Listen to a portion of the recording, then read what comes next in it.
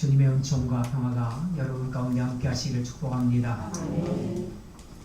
저는 여러분 모두가 하나님이 허락해 주신 시간 동안 건강하게 사셨으면 좋겠습니다. 제가 요즘 먹는 약이 하나 있는데 고지혈증 약이에요.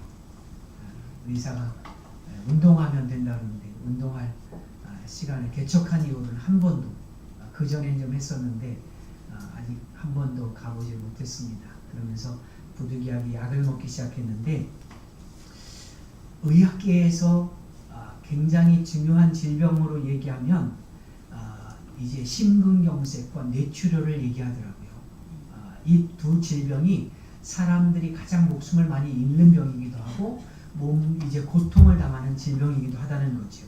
그런데 이 질병들의 원인은 바로 방해물 때문이에요. 혈관 질환병인데 방해물이 혈관에 이제 생긴다는 거죠. 이 혈관들을 피가 돌면서 산소도 공급하고 영양분도 공급해야 되는데 어느 날 혈관에 작은 기름덩이 하나가 생기는 거예요. 그러면 거기에 계속해서 다른 것들이 모여들면서 혈관을 막는다는 거예요. 혈관이 막히면 어떻게 해요? 다른 세포들이 죽어가요.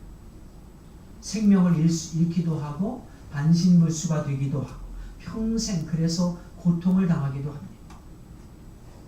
콜레스테롤이라고 하는 아주 작은 방해물 하나가 사람의 목숨도 앗아갈 뿐만 아니라 인생을 아주 어렵게 만들기도 해요. 이런 방해물이 우리 몸속에만 있는 게 아니더라고요. 우리 신앙의 영혼과 영적인 삶에도 방해물이 존재한다는 것을 우리가 성경을 통해서 알게 됩니다. 오늘 계속해서 이제 주님이 이 13장을 통해서 말씀하시고자 하는 것은 사랑에 관한 메시지를 전하고 있는데, 이 사랑이라고 하는 것은 마치 몸의 혈관과 같은 거예요. 그래서 바울이 어떻게 말하냐면 사랑이 없으면 내가 아무것도 아닙니다, 이렇게 말해요. 사랑이 얼마나 중요한가를 이야기하는 거예요.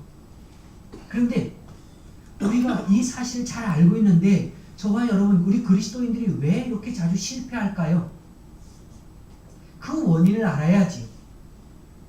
거기에는 우리가 사랑할 수 있도록 하는 것을 방해하는 방해물이 있다는 거예요. 그 방해물이 뭐냐면 오늘 우리의 영혼과 이제 우리의 혈관과 같은 사랑을 막는 것, 그 방해물이 무엇인지 오늘 본문을 통해서 우리가 살펴보려고 하는데, 사도 요한이 본문을 통해서요, 그 방해물이 무엇인지 아주 자세하게 이야기를 해요. 우리가 읽고 있는 이 13장 말씀은요, 다락방 강화, 유명한 설교 중에 하나예요. 다락방의 설교가 중요한 이유는 뭐냐면 그 안에 그리스도인에게 주는 아주 세 가지 중요한 메시지가 담겨져 있거든요. 하나는 섬김에 대한 교훈을 주고요, 하나는 주님의 만찬을 통해서 특별한 교훈을 주시고, 그리고 마지막으로 사랑의 계명을 우리에게 주십니다. 주님이 먼저 제자들의 발을 씻겨주심으로 친히 섬김의 도를 우리에게 알려주셨어요. 그리고 이어서 떡과 잔을 주심으로 주님의 만찬을 가르치셨어요. 그리고 마지막으로 분명한 어조를 가지고 사랑의 계명을 우리에게 알려주고 있습니다. 34절과 35절에 보면 새 계명을 너희에게 주노니 서로 사랑하라. 내가 너희를 사랑한 것 같이 너희도 서로 사랑하라. 너희가 서로 사랑하면 이로써 모든 사람이 너희가 내 제자인 줄 알리라 말씀하십니다. 그런데 이 말씀이요, 우리가 오늘 읽은 본문은 아닙니다만은 이 말씀 앞뒤를 자세히 읽어보면 이 사랑의 계명이 두 제자와의 대화 가운데 이 말씀이 끼어 있어요.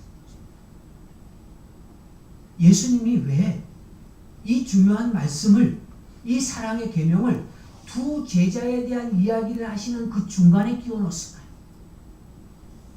그 의미를 우리가 먼저 알기 위해서 두 제자와의 대화를 살펴볼 필요가 있는데, 두 제자에 대한 이야기를 하실 때 그 이야기는 둘 다 부정적인 의미를 담고 있어요. 첫 번째 제자의 이야기는 뭐예요? 유다의 배신에 대한. 그리고 두 번째 제자의 이야기는 베드로의 부인의 사랑의 계명이 들어가 있는 거예요. 예수님은 저와 여러분에게 오늘 이 사랑의 말씀, 사랑의 계명을 말씀하기 위해서 그 계명을 이제 말씀하신 중간에 계명을 방해하는 것들이 있음을 알려주기 위해서 이 둘 중간에 이 사랑의 계명을 끼워놓은 거예요. 우리가 중요한 건 뭐냐면 이 계명을 지키기 위해 노력하는 거 굉장히 중요하지요. 그런데 그것보다 더 중요한 것은 이 계명을 실천하는 것을 방해하는 것들이 무엇인지를 아는 것이 굉장히 중요해요. 오늘 그것을 생각해 보려고 하는데, 먼저 첫 번째로 가룟 유다의 배신의 이제 상황을 이야기하면서 우리에게 주시는 메시지는 뭐냐면, 사랑의 방해물은 다름 아닌 움켜진 손이라고 하는 거예요. 움켜진 손의 목적은 오직 하나예요. 내가 가진 것을 어떻게 지킬 것이냐, 이게 관심이에요. 내가 가지고 있는 돈, 내가 가지고 있는 명예, 내가 가지고 있는 자존심, 지위, 이걸 어떻게 지킬 것이냐, 여기에만 관심이 있어요. 나를 보존하는 것, 이게 최대의 관심사가 되는 거죠. 이렇게 움켜진 손을 가지고는 결코 주님이 주시는 사랑을 실천할 수가 없어요. 이게 성경이 주는 메시지입니다. 이런 사람은 하나님이든 사람이든 사랑할 수가 없다는 거예요. 주님이 제자들의 발을 다 씻기신 후에 아주 놀라운 말을 합니다. 제자들 모두가 뒤로 넘어갈 만큼 놀라운 얘기를 하시는데, 무슨 얘기냐면 너희들 가운데 누군가 나를 팔 것이다 라고 하는 말씀을 하세요.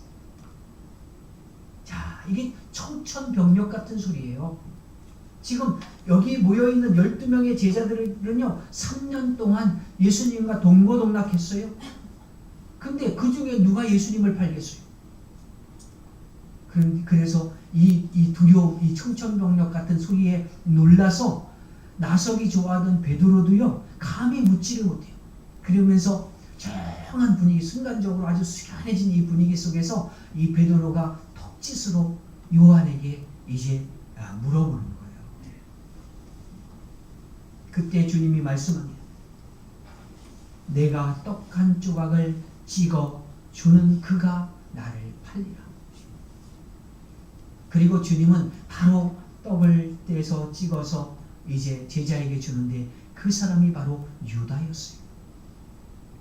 유다는 그 떡을 받고 그 자리를 떠나갑니다. 유다라고 하는 인물은 도대체 어떤 사람일까요? 제가 생각할 땐 12제자 가운데 오직 유다만이 뭔가 감지하고 있었던 것 같아요. 나머지 11명은 아무 생각 없어요. 그냥 순진했어요. 그들은 11명은요 예수님이 로마 정부를 다 물리치고 나라를 독립시킬 메시아로 예수님을 바라보기 시작했어요. 이 땅에 메시아의 왕국이 올 것을 기억했습니다. 그래서 그들은 최후의 만찬 자리에서도 누가 높은 자리에 오를 것인지 앉을 것인지 그것 갖고 제자들끼리 서로 싸웠어요. 그런데 그 12명 중에 굉장히 똑똑했던 유다는 정세를 파악했던 것 같아요. 11명의 제자는 순진했지만, 그래서 예수님이 그냥 이 땅에 메시아로 올 것을 그냥 믿었지만, 유다는 만일 예수님이 실패하시면 어떻게 될까? 이걸 고민했던 것 같아요. 돌아가는 상황이 심상치를 않아요. 메시아 왕국이 절대로 올 것 같지 않아요. 고민하던 유다가 결국 바리새인들의 편에 서기로 결심합니다. 그리고 은 30에 예수님을 배반하고 팔아버렸어요. 유다가 고민하지 않았을까요? 그렇게 생각하면 안 돼요. 그는 굉장히 많은 갈등, 고민을 했을 거예요. 유다의 마음 중심에는요 언제나 자기 자신이 있었어요. 그는 움켜진 손을 포기하지 못했습니다. 어떤 경우에도 자기가 갖고 있는 것을 포기하지 않았어요. 자기가 갖고 있는 생각을 포기하지 않았어요. 그래서 마지막에 그는 예수님을 팔기로 결정하는 거예요. 예수님 가지고는 예수님으로는 도무지 자기가 꿈꾸는 혁명을 이 땅에 이제 독립을 이뤄낼 수 없다고 판단했기 때문에 그 움켜진 손을 이제 펴지 못함으로 예수님을 팔 수밖에 없었던 거죠. 우리 역시 움켜진 손을 가지고는 인생의 막다른 골목에 우리가 다다랐을 때 하나님을 택하기보다는 그분을 배반하고 등을 돌릴 수밖에 없게 된다는 거예요. 왜냐하면 내 생각과 맞지 않거든요. 내가 원하는 것과 주님이 원하시는 길이 다르거든요. 주님은 우리에게 좁은 길을 말씀하시는데 우리는 넓은 길이 보여지거든요. 그러면 내가 움켜진 손을 가지고 있는 사람은 결코 그 주님의 길을 선택할 수가 없게 되는 거죠. 이게 바로 손을 움켜쥐고 사는 인생의 무서움이에요. 손을 움켜쥔 사람은 결코 사랑할 수 없어요. 사랑은 손을 편 사람만이 할 수 있다고 성경은 말해요. 자신의 유익을 생각하고 손익을 계산하는 사람은 절대로 사랑할 수 없다는 거예요. 내 모든 것을 내어주는 기쁨을 아는 사람만이 사랑할 수 있는 거지요. 이 가룟 유다의 이야기가 우리와 상관없는 이야기일까요? 그랬다면 하나님이 이 사건을 이렇게 길게 장황하게 설명하지 않았을 겁니다. 그 위험이 저와 여러분 오늘을 살아가는 그리스도인들에게도 있다는 얘기지요. 우리는 종종 계산하고 따질 때가 있어요. 내 자존심 꺾기 싫고 내 유익을 지키기 위해서 애쓰지요. 그런데 그 결과가 뭘까요? 움켜진 손을 가지고 내 인생을 내 마음대로 살아갑니다. 모든 것의 기준이 내 유익이에요. 손이익 계산이 내가 얼만큼 이익일까 그것에 따라서 결정해요. 그리고 나 자신이 중심이 돼서 결정합니다. 그렇게 살면 우리 인생은 어떻게 될까요? 놀랍게도요, 말씀을 읽어보면 그러한 인생의 결말이 사진처럼 우리에게 보여지고 있어요. 마태복음 27장 5절에 보니까 유다가 은을 성소에 넣고 물러가서 스스로 목매어 죽은지라 그랬어요. 유다는요, 12명의 제자들 가운데 가장 촉망받던 제자였는지도 모릅니다. 그런데 유다가 예수님을 판 대가로 받은 30을 어떻게 했습니까? 결국 성소에 집어 던져놓고 그는 생을 마감합니다. 예수님은 그를 향해서 차라리 이 땅에 태어나지 않았더라면 좋을 뻔했다 이렇게 말했어요. 예수님이 그 누구에게도 이런 말씀을 하신 적이 없잖아요. 가늠한 여인에게조차도 이렇게 말씀하지 않았어요. 문둥병에 걸린 사람에게도 이렇게 말씀하지 않았어요. 이것이 움켜쥐고 사는 사람들의 마지막 결론이에요. 사울의 모습을 우리가 볼 수 있지요. 그는요, 하나님의 은혜로 이스라엘의 왕이 됐어요. 처음에는 얼마나 겸손했습니까? 그런데 왕이 되니까 많은 것이 달라지기 시작해요. 여기서부터 문제가 시작되는데, 그는 왕이 되기 전에는 폈던 그 손이었어요.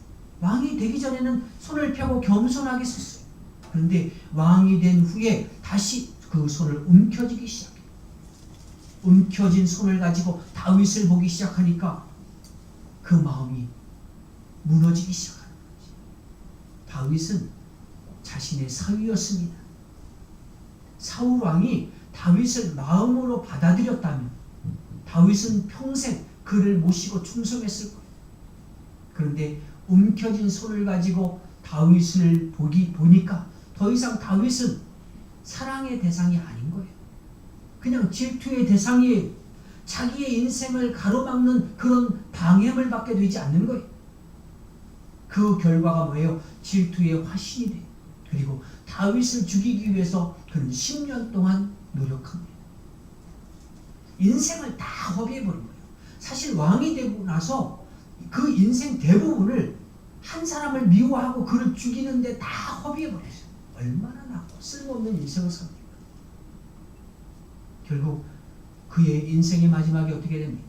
우리는 사울의 인생의 마지막을 알고 있어요. 전쟁에 나가서 패배하고 부상을 입으니까 무기를 든 자에게 칼을 똑바로 세우라고 말하고 그 칼에 엎드려져 스스로 죽음을 선택했습니다. 오늘도 우리가 마찬가지예요. 무엇이 우리의 인생을 파괴할까요?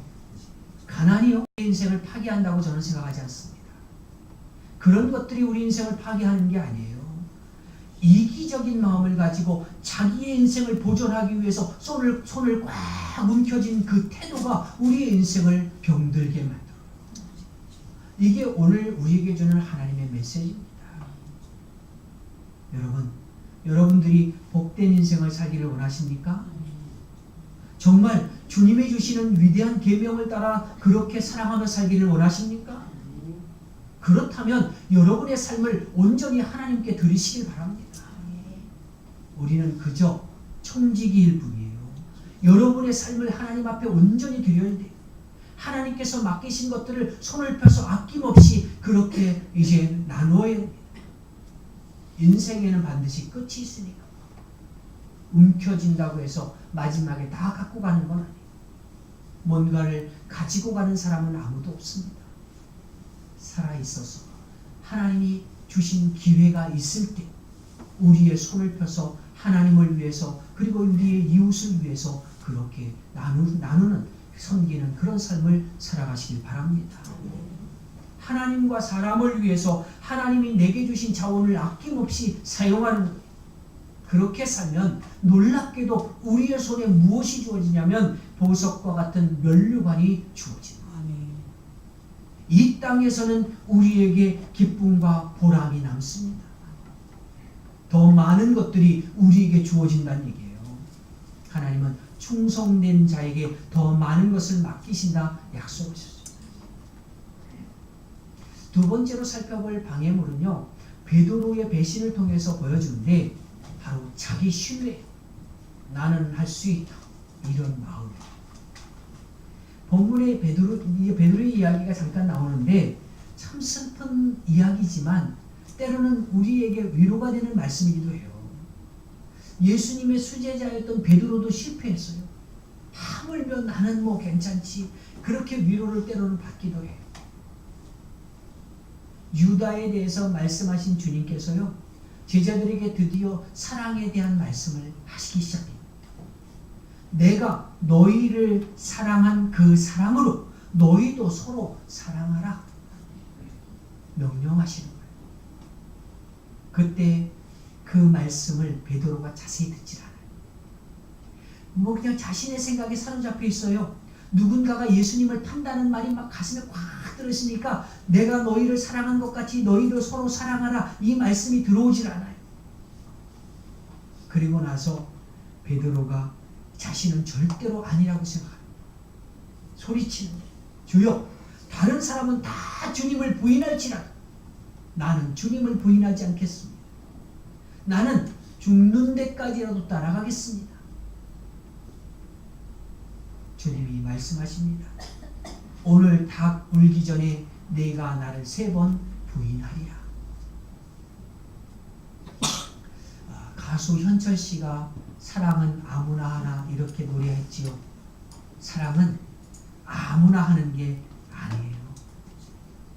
내 안에 선한 것이 없음을 알고 그것을 진심으로 인정할 수 있는 사람만이 진정한 사랑을 할 수 있습니다. 베드로라고 하는 인물은 실패의 표본입니다. 주님께서는 이 사랑하는 제자의 부끄러운 이야기를 오늘 자세하게 기록해 놓으셨는데 우리에게 교훈을 주기 위해서 기록해 놓으셨어요. 우리가 복음의 능력을 우리의 삶 가운데 가져오지 못하는 이유가 있어요. 그 이유가 뭐냐면 바로 나 자신 때문에, 내 힘으로 사랑할 수 있다고 착각하는 것 때문에 그래요.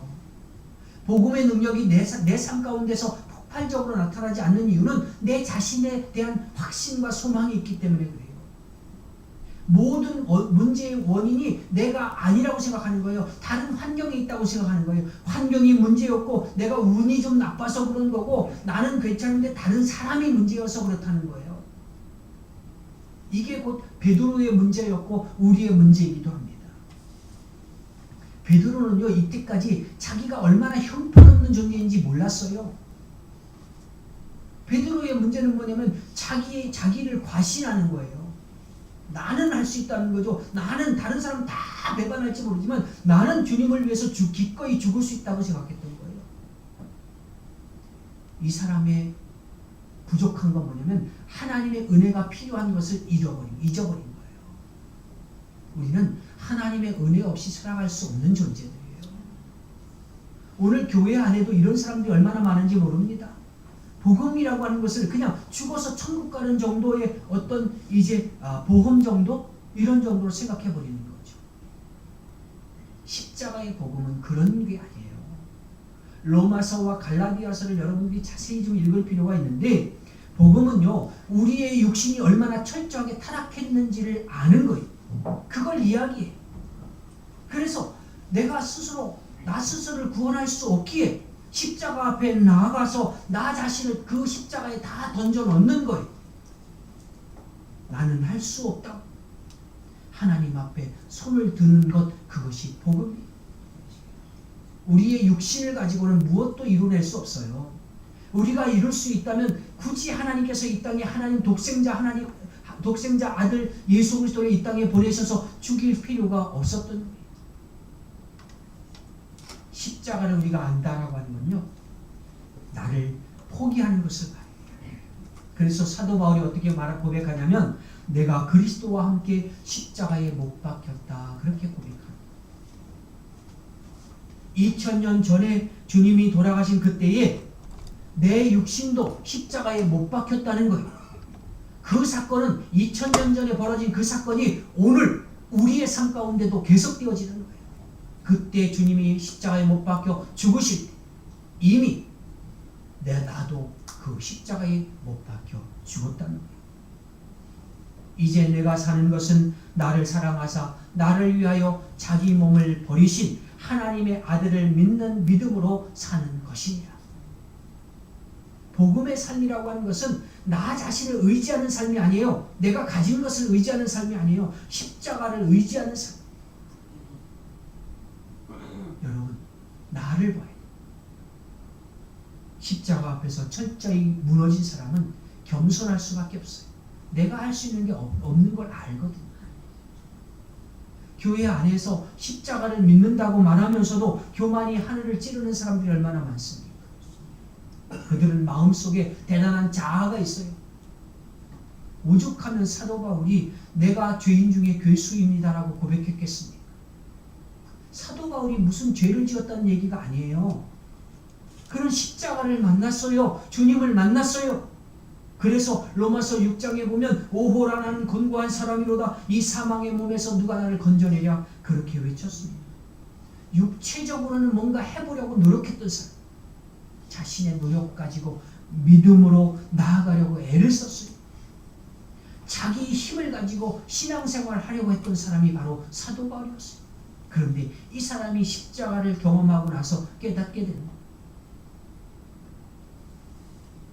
여러분, 이 사도 바울의 고백은요, 내 힘으로 살아보려고 한 번이라도 내 힘으로 살아보려고 애써봤던 사람들은 다 알 거예요. 내가 애쓴다고 해서 바뀌어지나요? 새벽기도 하니까 다 바뀌어지나요? 성경 10번 읽으니까 막 머리에서 육신적인 것이 다 사라지나요? 사랑이 막 저절로 생겨나나요? 아니에요. 내 육에는 선한 것이 전혀 없어요. 그래서 예수님을 믿는 것이고, 그리고 십자가에 못 박히신 그 보혈의 능력을 우리가 의지해야 돼요. 날마다 하나님 앞에 겸손히 엎드리는 자에게 성령의 능력이 임하는 거예요. 하나님의 은혜를 아는 자가 사랑할 수 있는 거예요. 이 제자들이 전에도 한번 말씀을 드렸지만 예수님의 제자로서 능력, 권능을 이미 받았어요. 그죠?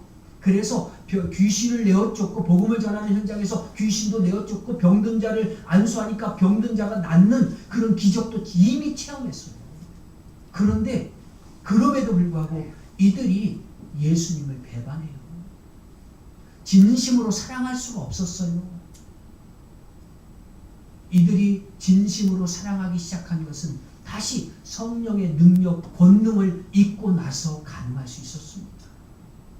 하나님의 은혜 아니면 살아갈 수가 없는 거예요. 새 계명을 너희에게 주노니 서로 사랑하라. 내가 너희를 사랑한 것 같이 너희도 서로 사랑하라. 이 새 계명은요, 내 취향대로, 개인의 취향대로 사랑하는 계명이 아니에요.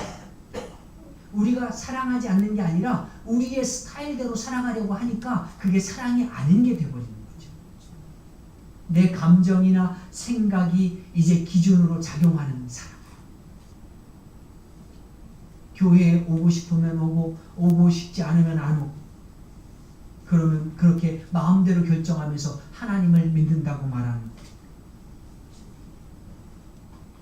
그렇게 행동하는 것은 하나님을 사랑하는 것도 하나님께 봉사하는 것도 아닙니다.